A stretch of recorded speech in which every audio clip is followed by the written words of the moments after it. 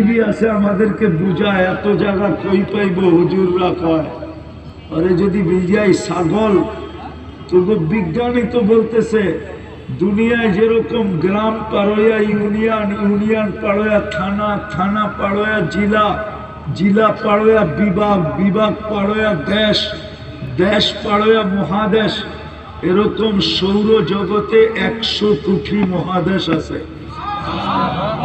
তো বিজ্ঞান বলতেছে, আমি বলতেছি না। সবগুলা মিলায়া প্রথম আকাশের সামনে একটা বিন্দুর সমান। কত? তো বিন্দুর সমান। এবার প্রথম আকাশ কত বড়? প্রথমটা দ্বিতীয়টার সামনে এই পুরা মাঠের মধ্যখানে যদি একটা ফুটবল রাখা হয়, মাঠের তুলনায় ফুটবলটা যেরকম ছোট, প্রথম আকাশ দ্বিতীয়টার সামনে এরকম ছোট। এবার দ্বিতীয় আকাশের উপরে কত জায়গা আছে? কি দুনিয়ায় তো কত জায়গা আছে, বিজ্ঞান এখন পর্যন্ত খুঁজেই পায় না যে এইখানে এই সমস্যা কেন, ঠিক না?